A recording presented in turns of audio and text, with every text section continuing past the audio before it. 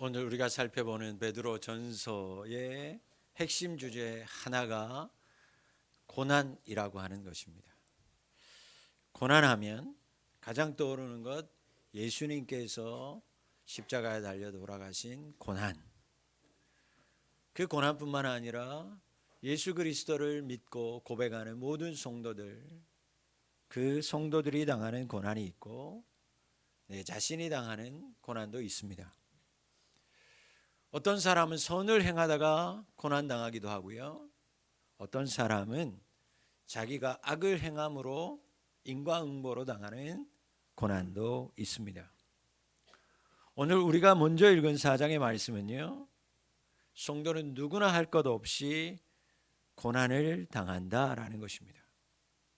그렇다면 성도라면 누구나 고난을 당하는데 그 고난을 신앙적으로 어떻게 이해해야 되느냐라는 것을 4장에서 말씀하는 거예요.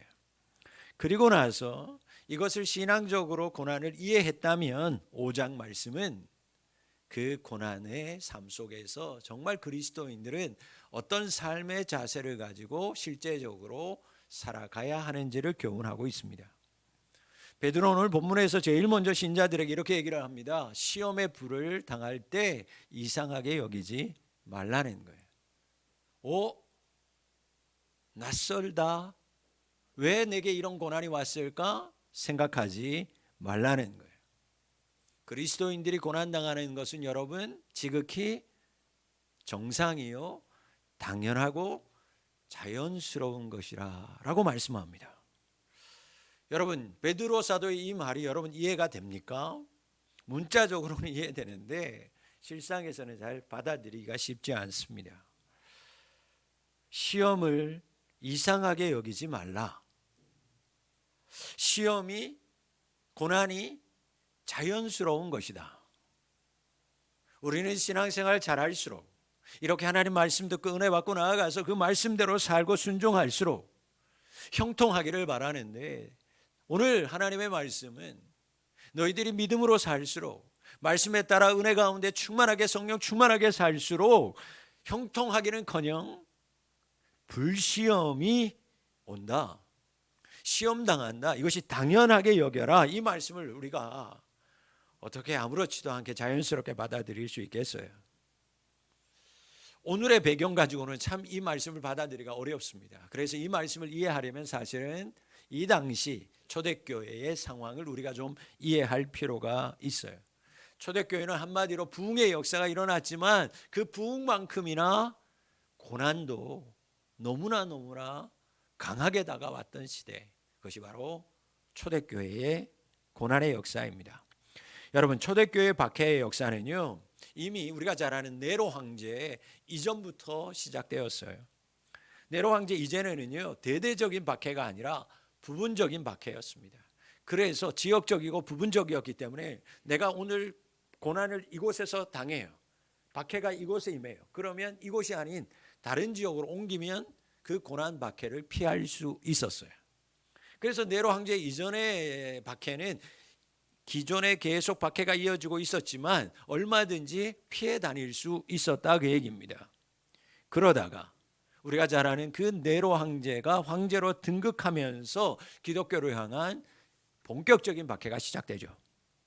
우리가 여러분들이 한번 들어봤을 텐데, 네로가요, 건축 사업을 본격적으로 벌일 목적으로 가난한 사람들이 사는 지역을 집중적으로 화재를 일으킵니다.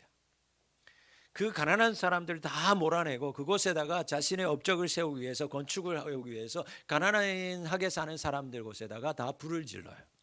그리고 이 사실이 이제 네로 황제가 불을 지른다라고 하는 소문이 점점 민간에 퍼져나가니까 이 소문을 막기 위해서 네로 황제가 그리스도인들이, 기독교인들이 불을 저질렀다, 퍼뜨렸다, 질렀다, 거짓 소문을 내기 시작해요. 그리고 이때서부터 네로의 대대적인 그리스도인들을 향한, 교회를 향한 박해가 본격적으로 시작되는 거예요. 다음으로 초대 교회를 박해한 사람은 네로 황제 이후에 나타난 도미티아누스라고 하는 황제입니다. 이 도미티아누스 황제는 특이한 사람인데 자기가 살아있는 동안에 자신을 신이라 부르라고 말합니다. 그렇게 아예 로마에 명령을 내려요. 여러분, 로마 시대의 황제들은요, 죽으면 신으로 추앙받았어요. 당시는 그러했어요. 그러니까 살아있는 동안은 황제지만 죽으면 모든 백성들이 신으로 추앙했다 그 얘기입니다. 그런데 이 도미티아누스는 그것으로 만족하지 못했어요. 살아생전에 자신은 신이다. 그러니 너희들 다 나를 신으로 불러라 라고 얘기하는 거예요. 본격적인 신격화가 일어나기 시작하니까 거기에서 가장 반대하는 사람이 당연히 누구겠어요? 한 분 하나님만 섬기는 기독교인들이 당연히 인간이 신이라고 말하니까 반대하죠. 받아들일 수가 없습니다. 동조하지 않습니다. 자, 이 때문에 그리스도인을 향한 박해가요, 이 시기에 매우 심각하게 이루어집니다.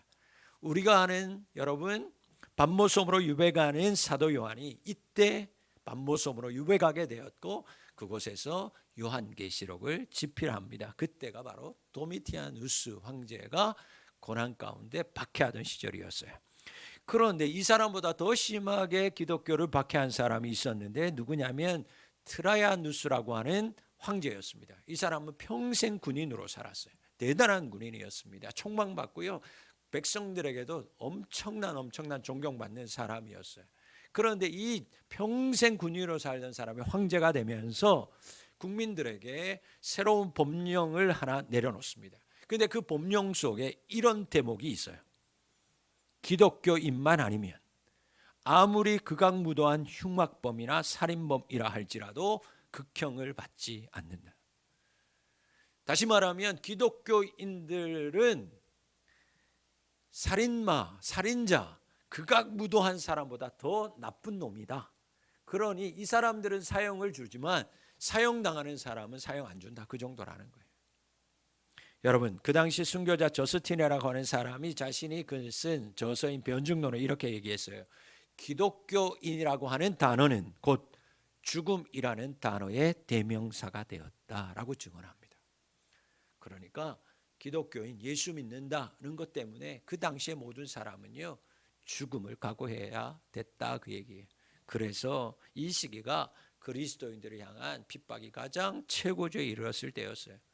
이 시기에 그리스도인들의 교회에 대한 박해가 얼마나 심했는지요. 밤길에 사람들이 깜깜한데 밤길을 다녔어요. 그 불을 밝히는 게 누구였냐? 그리스도인들이 그 나무에 달려서 밤새도록 태워서 사람들이 밤길을 다니게 할 정도였어요.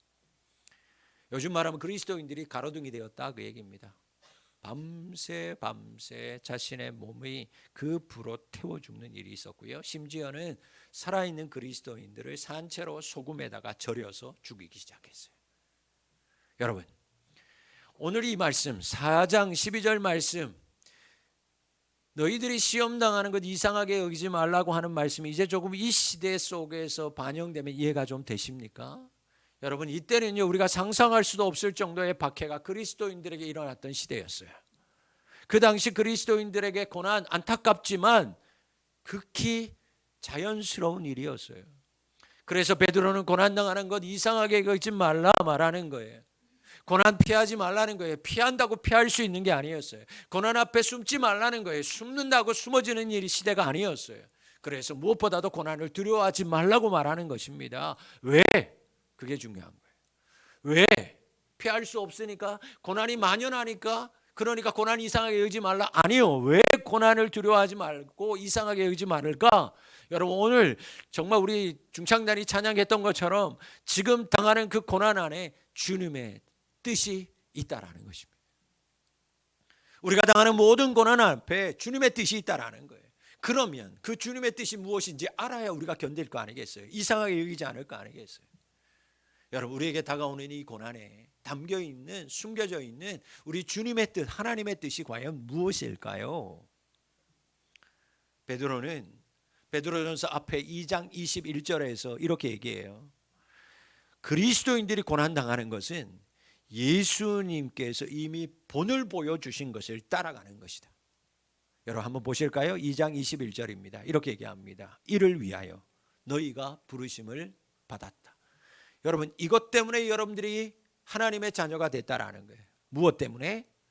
자, 그리스도도 너희를 위하여 고난을 받으사 너희에게 본을 끼쳐 그 자취를 따라오게 하려 하셨느니라. 우리가 왜 예수님께 그 부름 받았을까? 내가 왜 이 자리에 나와서 예배할까?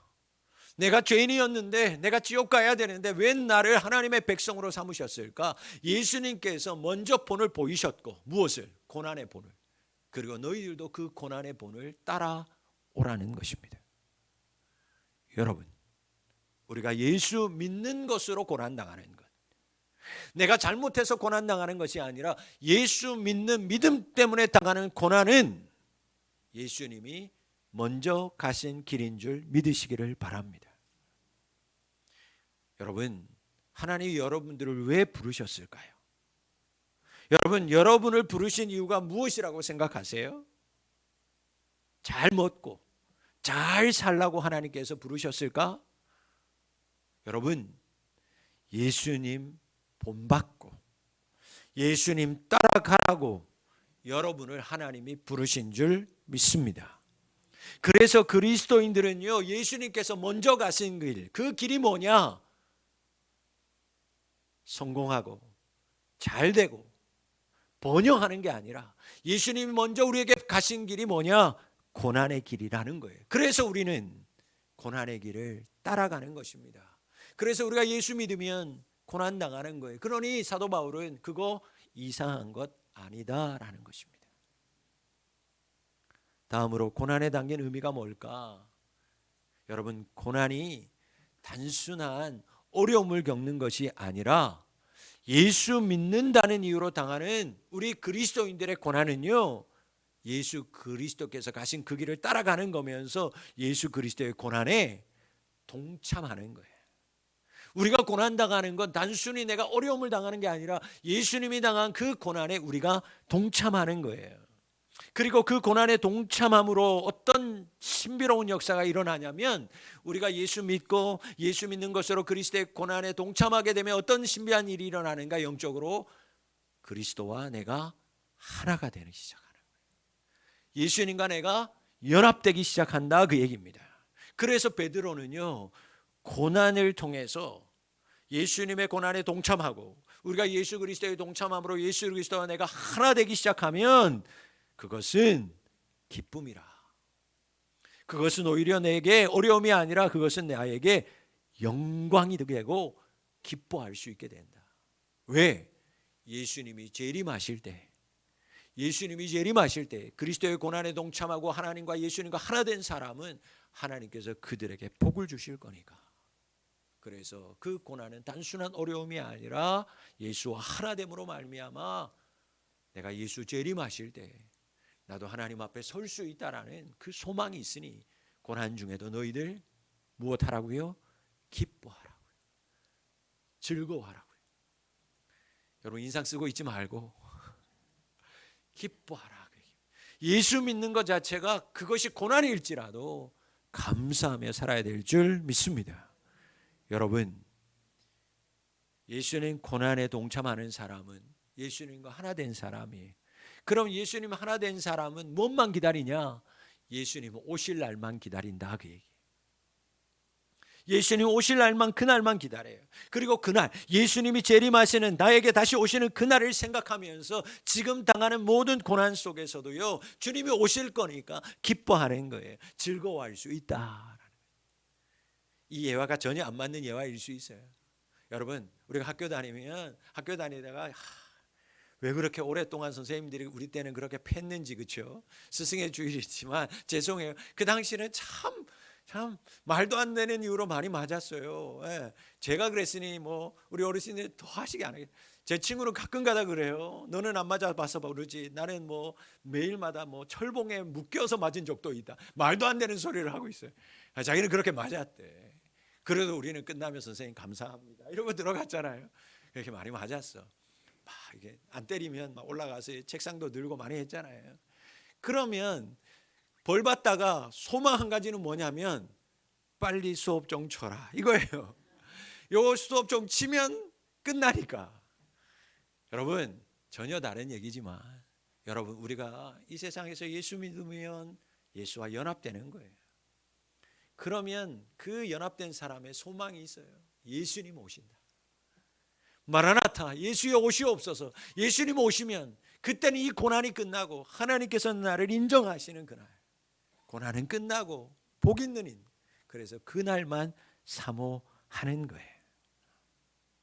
사랑하는 성도 여러분, 고난은요, 그래서 아무에게나 주어지지 않아요. 고난은 예수님을 사랑하는 사람들에게 허락되는 특권이에요. 여러분, 여러분들이 고난당하고 있다. 여러분, 예수님 여러분들이 정말 잘 믿고 있고, 아, 내가 바른 방향으로 가고 있구나라고 생각하셔야 돼. 근데 예수 믿는데도 뭐 별다른 아무 편해. 여러분 생각해 보셔요. 그렇다잖아요. 여러분, 예수께서 사랑하는 사람에게 특별히 허락하시는 것이 고난인 줄 믿으시기를 바랍니다. 그러니까 고난은 우리가 예수님이 당하시는 고난에 기꺼이 동참하겠습니다 라는 믿음의 행위예요. 고난 중에도 기뻐하는 건 믿음이라고요. 믿음을 드러내는 거예요. 그래서 고난당함을 통해서 신자는 예수님과 하나가 되는 것입니다. 여러분, 세상에서 어떤 대우 받고 싶으세요? 네? 여러분, 예수 믿으면서 세상으로부터 여러분들은 어떤 대우 받기를 마음으로 기대하고 계세요? 이렇게 제가 질문을 바꿔보겠습니다. 예수님이 세상으로부터 어떤 대우를 받으셨는가? 세상이 예수님을 어떻게 대우했는가? 머리 둘 곳조차 없으셨어요. 세상으로부터 침뱉음을 당하고 옷 벗김을 당하고 조롱당하고 끝내 그 모멸의 십자가에 오르셨어요. 세상이 예수님을 그렇게 대우했다니까요. 여러분, 세상이 우리를 예수님처럼 대우하는 것, 그게 고난이에요. 네. 여러분, 예수님이 세상에서 그렇게 고난당하고 그렇게 대우받듯이 사랑하는 성도 여러분, 세상 사람들이 교회를, 우리를 예수님처럼 대우한다. 그건 고난당하는 겁니다. 여러분, 그래서 베드로는 지금 고난당하고 있지만 기뻐하라고 말씀하는 거예요. 예수님처럼 대우하는 거니까 기뻐하라, 그렇게 말씀하는 거예요. 여러분, 이제 이렇게 생각해야 돼요. 고난에 대한 가치관 생각을 바꿔야 돼요. 내가 예수 믿는 것 때문에 내가 교회를 다니고 예수님을 섬기는 이유 때문에 고난을 당한다. 그래서 어떤 사람이 나를 미워해요. 아유, 예수 믿는다고, 아유, 그래, 잘났다. 예수 믿는 것 때문에 여러분들에게 어떤 그런 사람들이 고난을 주고 그런 말을 할 때, 여러분 그때는 바꿔야 돼요. 저게 내가 누군 줄 알고 저기 확 그냥 하늘에서 불이 내려가지고 저걸 지지든가, 이렇게 생각하면 안 돼. 저게 오늘 밤에, 오늘 좀 밤에요, 이게 뭐 밤자리가 어떻게 하려고, 그렇게 생각하면 안 돼. 그 사람들이 그렇게 내가 세상 가운데 예수 믿는 것 때문에 고난 줄 때, 아, 감사하다. 왜? 저 사람들이 세상이 나를 예수급으로 대우해 주는구나. 아, 내가 이제 세상으로 고난 당할 때마다 저 사람들이 세상이 나를 예수님 대우해 주는구나, 예수님급으로 대우해 주는구나, 그렇게 생각하고 감사하실 수 있기를 바랍니다. 베드로가요 4장 13절 말씀에서 예수 믿는다는 이유로 고난당하는 성도들에게 선언해요. 무엇을? 복을.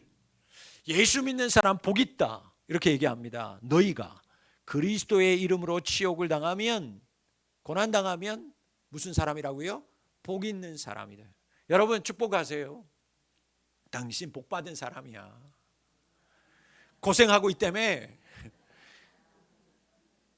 아프다며, 걱정거리가 많다며, 당신 복 받은 거야. 여러분, 베드로가 예수의 이름으로 고난 치욕당하면 복 있는 자다 선언합니다. 여러분, 예수님의 팔복 유사합니다. 예수님께서 팔복에서 뭐라고 얘기하냐면 마태복음 5장 11절에 이렇게 얘기합니다. 같이 볼까요? 나로 말미암아 너희를 욕하고 박해하고 거짓으로 너희를 거스러 모든 악한 말을 할 때에는 너희에게 복이 있다. 고난당하는 사람 복이 있다.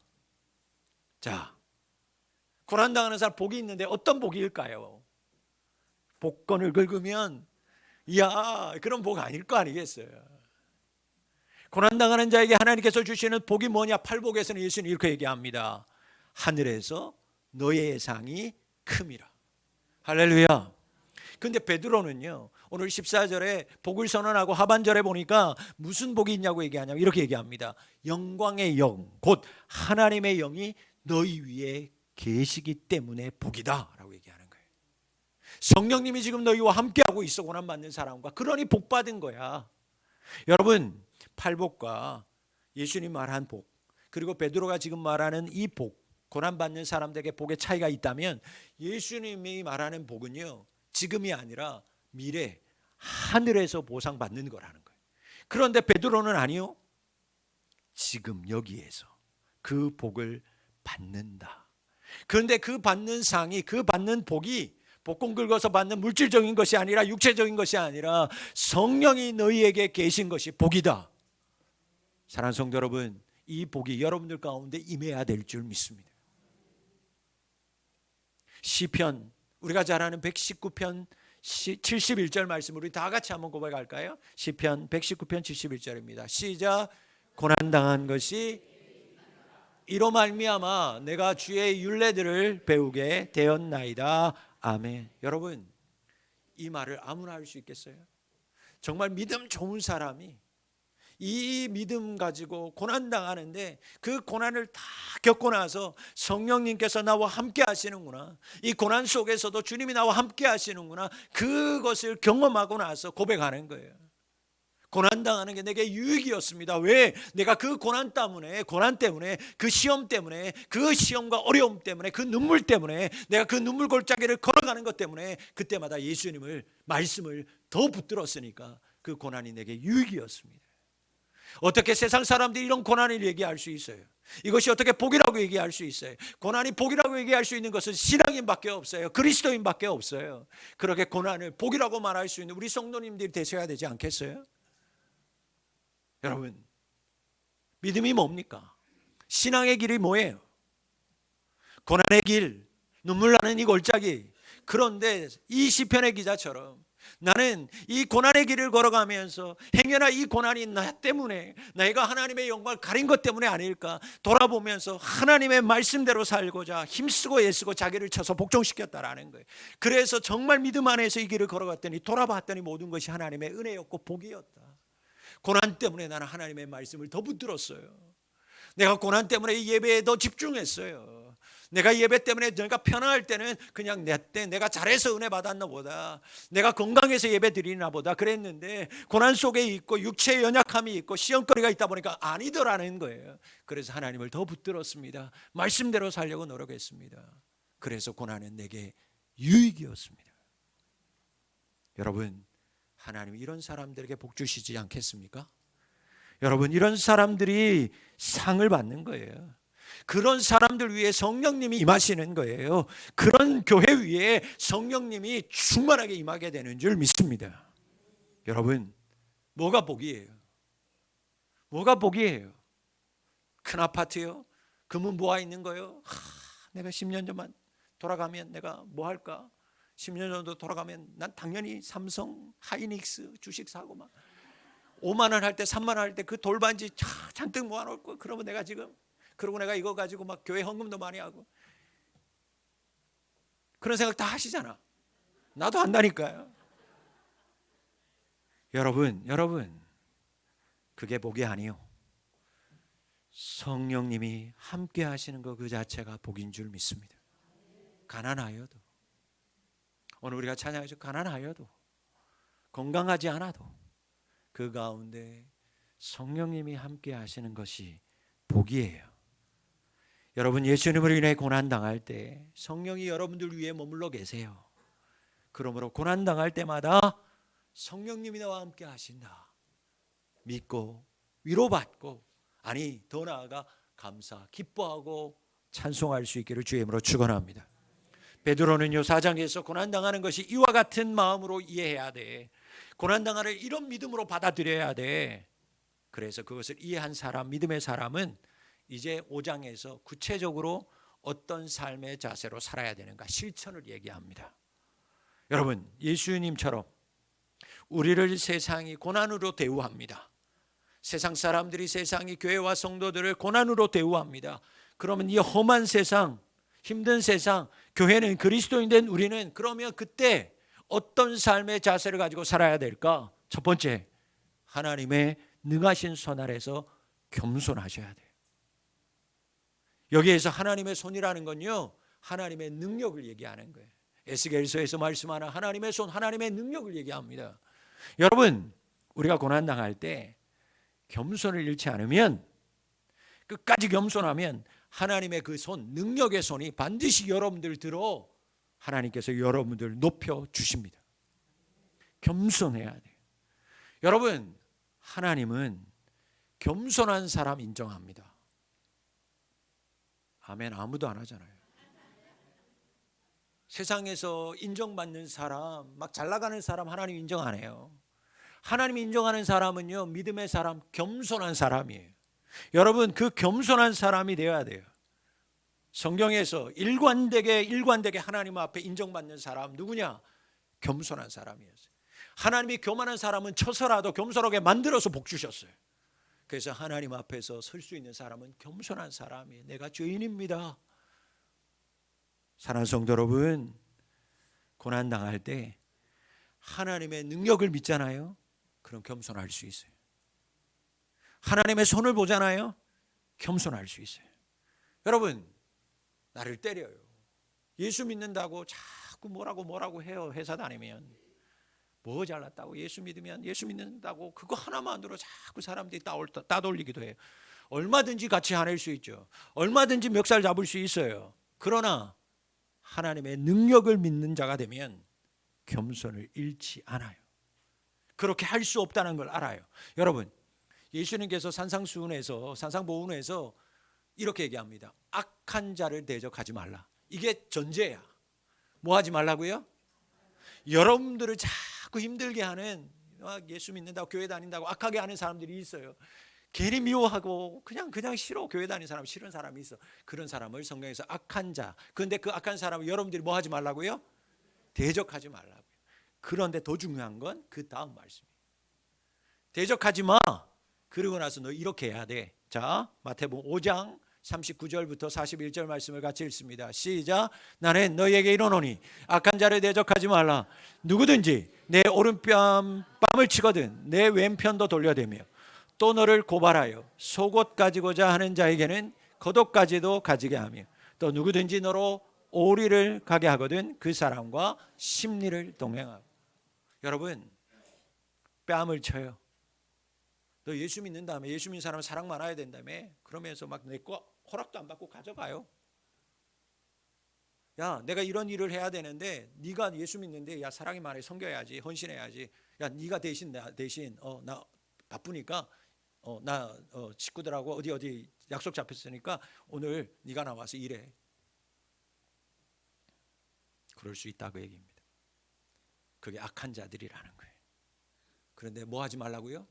대적하지 말아라. 여러분, 그러면서 그때 어떻게 해야 되냐?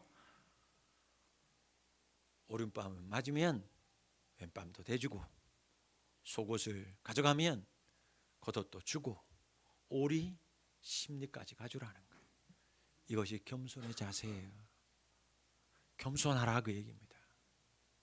여러분, 하나님의 능력의 손을 믿는 겸손한 사람의 모습이 이 모습이에요. 두 번째, 그리스도인의 삶의 자세는 어떠해야 되는가? 염려를 다 주께 맡겨야만 합니다. 여러분, 근심해요, 걱정해요, 염려해요. 염려를 다 주께 맡겨라 얘기는요, 던져서 맡겨라 그 얘기입니다. 이렇게 염려 이렇게 놓지, 이렇게 놓고 또 갈 때 이렇게 싸들고 가고 그러잖아요. 우리가 늘 교회에서 그러잖아요. 처음에 염려 맡깁니다. 다 놨다가 이제 축도하고 갈 때는 다시 다 싸가지고 또 가잖아요. 아예 던져버리라 그 얘기입니다. 그게 맡기는 거예요. 여러분, 왜 던져버릴까? 왜 하나님 앞에 맡겨야 될까? 그게 중요한 거예요. 우리는 성경 할 때 좋은 얘기만 그래. 맡기래. 왜 맡기래요? 그가 돌보심이니라. 여러분, 그럼 던질만 하잖아요. 던졌는데 다 깨지고 막 난리 나고, 던졌더니 아무도 안 받아주고 하소연, 그러면 던지지 말아야죠. 그런데 왜 맡기라고 할까? 하나님이 돌보심이니라. 충분한 이유가 되지 않아요?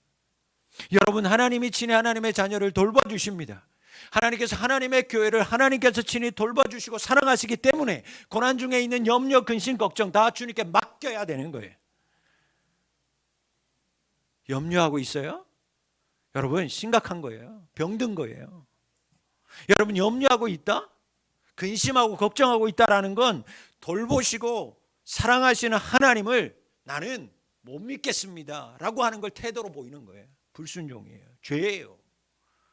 여러분이 여전히 이렇게 하나님께서 염려하지 말고 하나님께 던지라고, 왜 돌봐주시니까 라고 믿으면서 아멘 했는데도 여전히 돌아가서는 염려하고 근심하고 걱정하고 눈물 흘리면 그건 나는 알겠지만 하나님 나는 못 믿겠습니다 라고 여러분들이 아예 대놓고 태도로 드러내고 하는 것, 그게 염려, 근심, 걱정하는 거예요.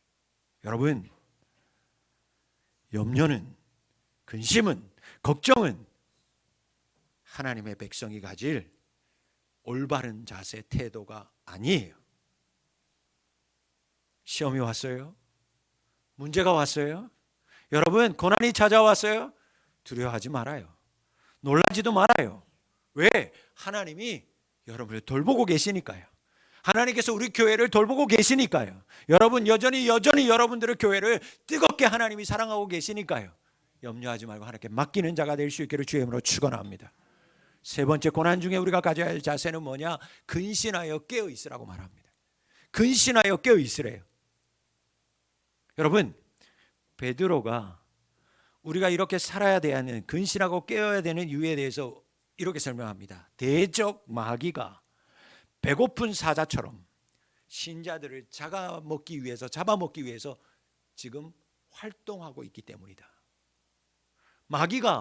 대적인 마귀가 그리스도인을, 신자, 믿음의 사람들을 하나님에 막 맡기려고 하고 믿음으로 살려고 하는 사람, 근심 안 하려고 하는 사람들 잡아먹으려고 지금 거닐고 있다라는 거, 활동하고 있다라는 거예요. 원문 그대로 표현하면 이것입니다. 헬라어 원문 그대로 하면 이 뜻은 이렇게 되는 거예요. 마귀는 한 걸음씩 걸어 다니면서 간절히 먹을 자를 찾고 있기 때문에 우리는 뭐 해야 된다고요? 근신하고 깨어 있어야 돼요. 여러분, 원수 마귀가 나를 향해 오고 있어요. 뭐 하고 있을 거예요? 여러분들은 막 환영할 거예요? 야, 온단다 마귀가 날 잡아먹으러 온단다. 가만히 있을 거예요? 준비해야죠. 피하든지 아니면 뭔가 자물쇠를 잠그든가 뭔가를 준비를 해야 될 거 아니겠어요? 준비하라는 거예요. 깨어 있으라는 거예요. 그게 근신하여 깨어 있으라는 거예요. 마귀가 움직이고 있어요. 여러분들, 우리에게 다가오고 있어요. 그러면 준비해야 되잖아요. 대비해야 되잖아요. 그럼 어떻게 준비해야 될까? 대비해야 될까? 그 답이 네 번째 우리가 가져야 될 삶의 자세입니다. 성경 이렇게 얘기합니다. 네 번째 우리가 가져야 될 삶의 자세가 뭐냐? 믿음을 굳건하게 하여 마귀를 대적하라. 뭘 굳건하게 하라고요? 믿음, 그리고 마귀를 대적해야 돼요. 바울 사도는 이 대목에서 뭐라고 얘기합니까? 마귀를 대적하기 위해서 너희들 뭐 해야 된다? 전신갑주를 취하라. 전신갑주를 취하라. 그리고 대적하라고 얘기했어요. 그래서 바울은 악에 대해서 전신갑주 얘기하면서 여러 가지 방면으로 대적할 우리에게 무기가 있다라고 말씀하고 있습니다. 그런데 베드로는 좀 차원이 달라요. 개인적인 대적이 아니고 개인적으로 방어하고 개인적으로 공격하고 개인적인 어떤 싸움이 아니라 믿음의 동력자가 있다라는 것을 기억하라는 거예요. 여러분, 이것을 연대의식 공동체라고 얘기하는 거예요. 베드로는 믿음으로 준비해야 돼. 그 믿음이 준비하는 게 뭐냐? 나와 동일한 그리스도인들이 고난당하고 있다. 나만 고난당하는 게 아니야. 예수 믿는 모든 사람들, 나의 믿음의 내 옆에 있는 믿음의 동력자들도 예수 믿는 것 때문에 고난당하고 있어라고 하는 그 생각만 가져도 그 고난을 이겨낼 수 있다는 거예요. 이게 연대의식이요, 공동체의식이에요. 여러분, 뭔 얘기냐? 나 혼자 싸움이 아니라 그 얘기입니다. 여러분, 마귀와 나 혼자 싸움이 아닌 거예요. 다른 그리스도인도 동일한 고난을 당하고 있다. 그들도 싸우고 있다, 그 얘기입니다. 이 공동체 연대 의식을 가질 때 고난을 이기는 데 도움이 되는 거야 라고 베드로는 말씀하고 있어요. 여러분, 전도에서의 말씀, 우리가 전도서 말씀에서 제일 유명한 한 말씀이 있어요. 전도서 하면 이 얘기예요. 한 사람이면 패하거니와 두 사람이면 맞설 수 있고 삼겹줄, 세겹줄이면 능히 이기느니라. 연대의식, 공동체. 나 혼자가 아니야. 나 혼자 예수 믿는 게 아니야. 나 혼자 이렇게 발버둥 치는 게 아니야. 나와 함께하는 믿음의 동력자가 있다라고 하는 그 생각만 가지고도 우리는 이길 수 있는 거예요. 여러분, 그러니 형통할 때는 상관없어요. 형통할 때는 그래도 괜찮아요. 그런데 고난당할수록 성도들은 더 연합해야 돼요. 근데 사람이 이게 안 돼요. 잘 날 때는요, 감사할 때는 막 소문냅니다. 내가 이래서 와 축복받았어 막, 그래서 막 떡도 내고 막 꽃도 막 감사한 거만. 근데 힘들면 사람들이요, 집 바깥을 안 나오기 시작해요. 힘들고 아프기 시작하고 고난당하면 사람들이요, 끊어요. 건드리지 말라고. 나 지금 시험 중에 있다, 티내는 거예요. 여러분, 시험 든 거예요. 아프다, 그 얘기입니다. 여러분들 분명해요. 여러분들 연락되다가 연락 안 되고요, 교회 나오다가 교회 안 나오는 사람들이 있죠. 연락하지 마, 괜찮아, 내가 때가 되면 나갈게. 다 100% 병든 사람들. 여러분, 오히려 그럴수록 뭐 하라고요? 연대, 공동체. 더 연합해야 돼요. 그래서 더 격려해야 되는 거예요. 여러분, 고난당할수록 성도들이 더 끈끈해져야 되는 거예요. 고난당할수록 여러분 더욱더 여러분 연합하고 격려하고 사랑해주고 끈끈하고 기도해줘야 돼요. 그때 그곳에 성령님이 머물러서 역사하는 거예요. 고난당하기 때문에 역사하는 게 아니에요. 고난당하는데 그 고난 때문에 서로 믿음의 동력자들로 서로 연합하기 시작하고, 우리가 한 그리스도인이야, 하나님의 자녀야, 우리가 함께 이겨낼 수 있어. 너도 아프지, 나도 아파. 너 이런 고난이 있니, 나도 이런 고난이 있어. 우리가 함께 기도하자. 그렇게 연합할 때 그곳에 그것을 보시고 성령님이 임하시는 거예요. 그 성령님으로 그 고난을 이겨내게 될 줄 믿습니다. 여러분, 대적마귀를 이기는 데 도움이 되는 건 믿음의 동력자들, 지금 나와 같은 고난 중에 있다라는 걸 아는 거예요. 이거 자체가 위로가 되는 거예요. 이게 힘이 되는 거예요. 여러분, 아파봐요. 나 혼자만 이렇게 아파. 얼마나 외로워요. 근데 여러분, 언제 위로받는 줄 알아요? 이 아픈 사람이요, 병원에 가면 위로받아요. 제가 그래요. 사모님도 데리고 내가 항암할 때도 보니까 그래. 집에서 너무 가보니까 더한 사람이 병원에 더 명함도 못 내밀어요. 여러분, 대적마귀를 이기는데 나만이 아니야. 우리 믿음의 성도들, 우리 푸비교회 모든 성도들이 지금 함께 고난을 당하고 있고 함께 기도해주고 있어. 여러분, 이것이 힘이 되고 위로가 되는 거예요. 그러므로 믿음을 더욱 굳세게 하시기를 바랍니다. 서로에게 믿음의 동력자가 되어 주셔야 돼요. 서로에게 위로하고 힘이 되어 주실 수 있어야 돼요. 당신이 있는 것만으로 내가 얼마나 힘이 되고 내가 얼마나 신앙생활을 하는데 위로가 되는지 몰라. 장로님 때문에, 권사님 때문에, 집사님 때문에, 우리 구역장님 때문에, 권찰님 때문에, 선생님 때문에 내가 신앙생활 하는데 얼마나 힘이 되고 위로가 되는지 몰라요. 당신이 나를 위해서 기도해주고, 당신이 나를 위해서 기도해주고, 당신이 나와 함께 이렇게 예배드리는 것만으로 내가 얼마나 고마운지 몰라요. 여러분, 그런 고백들이 흘러넘치는 교회가 될 수 있기를 주의 이름으로 축원합니다. 옆에 사람한테 그렇게 고백하세요. 당신 때문에 내가 진짜 고마워요. 진심으로 하라니까요.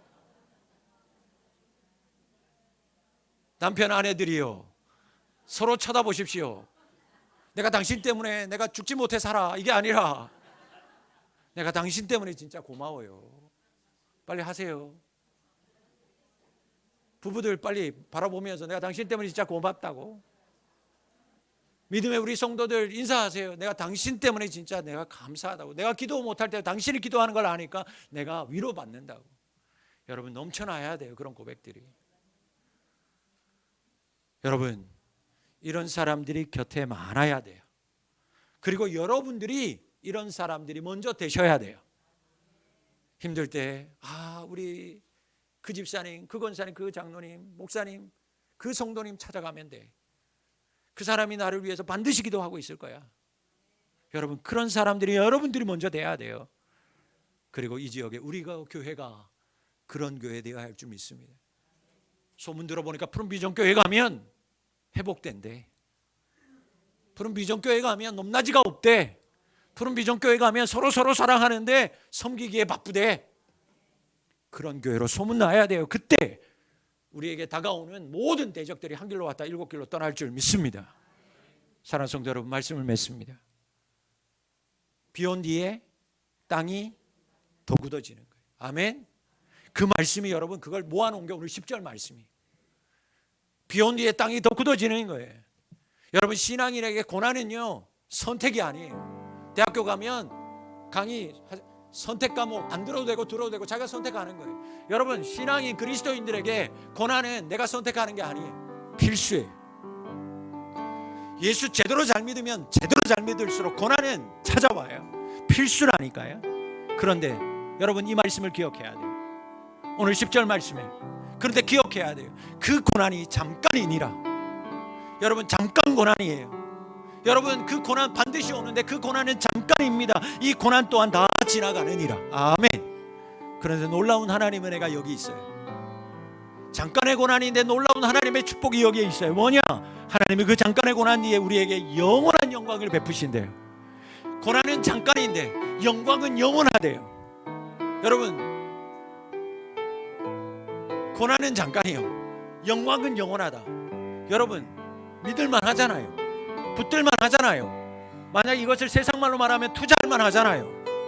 고난은 잠깐이요, 영광은 영원하다. 믿자마자 본전이잖아요. 사랑하는 성도 여러분, 잠깐의 고난 뒤에 그 믿음을 지키는 모든 성도들에게 하나님이 영원한 영광을 베풀어 주세요. 우리가 받는 고난은 잠깐인데 우리가 앞으로 누릴 영광은 영원해요. 이것이 고난을 통해 우리에게 베푸시는 하나님의 놀라운 은혜예요. 여러분, 고난 속에 감추어져 있는 진주요 비밀이에요. 여러분, 하나님이 오늘도 여러분에게 허락하십니다. 고난을. 오늘 찬양단이 앞에서 찬양했잖아요. 얼마나 감사한지 모르고 오늘 중창단들도 찬양하는 거 보고 제가 하나님 통하게 하셨구나, 성령이 운행하시는구나, 감사했어요. 오늘 이 찬양을 준비하면서, 이 설교를 준비하면서 제가 내게 허락하신 시련을 통해 이 찬양 속에서 얼마나 은혜를 받는지 모르겠어요. 여러분, 하나님께서 우리에게 허락하신 고난, 허락하신 시련을 통해서 여러분들 어떻게 하기를 원하느냐, 오늘 말씀해 보니까 친히 온전하게 하시고 굳건하게 하시고 강하게 하시고 털을 견고하게 하려 하십니다. 우리에게 고난 주시는 거, 시험 주는 거, 여러분들 고생하라고 아니요, 어려움 주는 거 아니에요. 여러분들도 굳세게, 온전하게, 강하게, 견고하게 하시기 위해서 고난 허락하여 주시는 거예요. 하나님께서 여러분 그저 그런 믿음의 사람이 아니라 굳센 믿음의 사람, 좋은 믿음의 사람 되라고, 어떤 고난에도 흔들림 없는 굳센 믿음 사람 만들려고 고난 중에 은혜를, 성령을 동행하여 주시고, 고난 중에도 하나님이 그 능력의 손 장중에 붙드시고 그 시선을 여러분들에게서 한순간도 떼놓지 않고 여러분을 어린아이와 같이 돌보시는 거예요. 이 사실을 믿고 고난 중에도 감사하고 기뻐하셔서 오늘 마지막 말씀처럼 세세토록 하나님께 영광을 올려드릴 수 있는 우리 모든 푸비 가족들, 우리 푸르미전 교회 성도들이 다 되실 수 있기를, 그런 교회가 될 수 있기를 주의 이름으로 축복합니다. 오늘 마지막 이 찬양하면서 기도하겠습니다. 하나님, 내게 있는 고난과 시련들, 눈물이었는데 이제는 아버지 하나님, 이것이 예수님 급으로 나를 대우해 주는 거구나. 나의 육체의 고통이, 삶의 아픔이 예수님께서 나를 견고하고 흔들리지 않도록 믿음의 사람으로 세우기 위하여 허락하시는 선택이 아니라 필수구나. 이것을 우리가 믿음으로, 겸손함으로, 믿음의 동력자들과 함께 준비하며 나아갈 때 하나님이 영원한 축복으로, 복으로 여러분들 위로하시는구나. 이 사실을 믿고 오늘 찬양하고 여러분들 아픈 모든 것들을 주께 던져서 버리는, 하나님 앞에 맡기는 기도를 올려드리도록 하겠습니다. 찬양합니다. 내게 허락하신 시련을 통해, 내게 허락하신 시련을 통해 나의 믿음 더욱 강하게 자라나고, 험한 산과 골짜기 지나는 동안 주께도 가까이 나를 이끄시. 내가 겪는 시험이 어렵고 힘겨워 내 주님보다 크지 않네. 내 앞에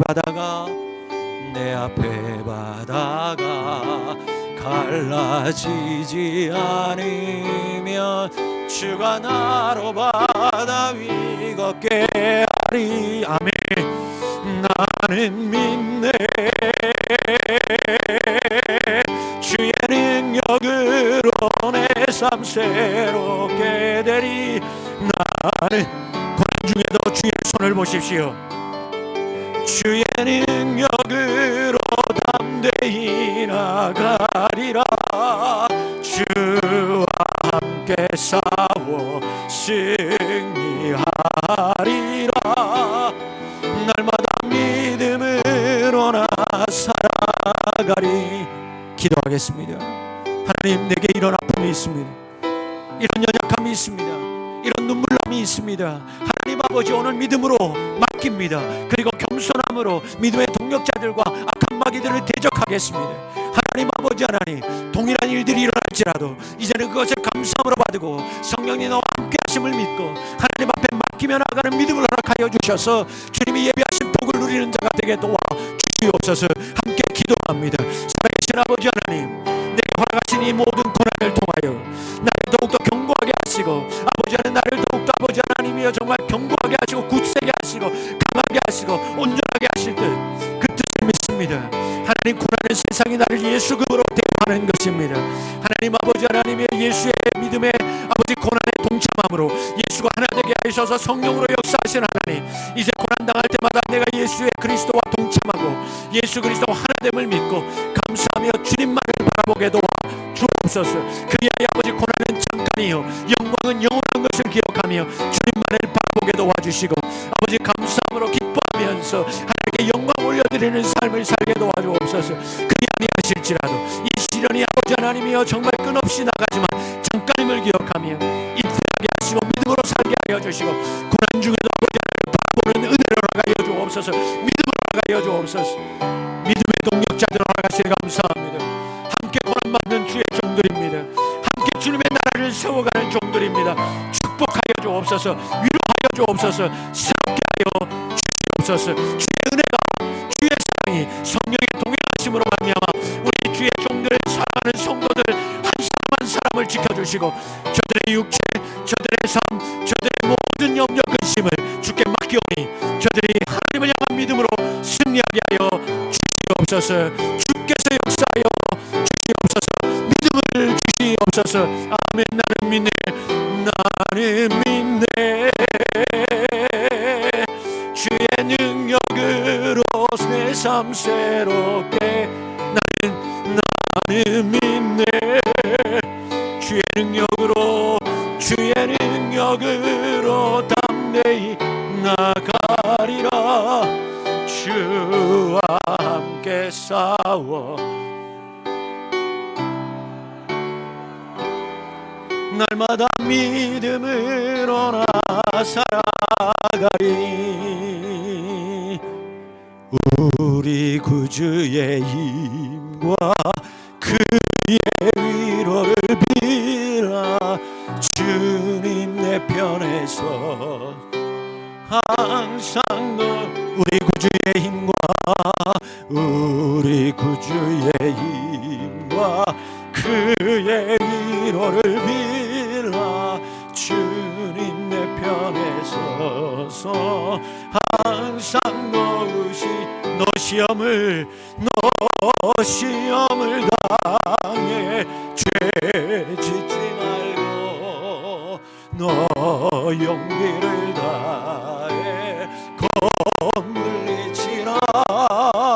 너 시험을 이겨 새 힘을 얻고 주 예수를 믿어 늘 승리하라. 우리 구주의 힘과 그의 위로를 빌라. 주님 내 도우시리.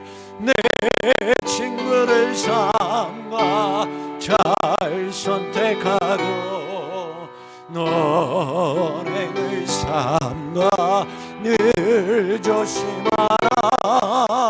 너 열심을 다해 늘 충성하고 온 정성을 다해 주 봉사라. 우리 구주의 힘과 그의 위로를 빌라. 주님 내 편에 서서 항상 도우시리. 잘 이기는 자는 상 받으리니 넌 낙심치 말고 늘 전진하라. 내 구세주 예수 힘 주시리니.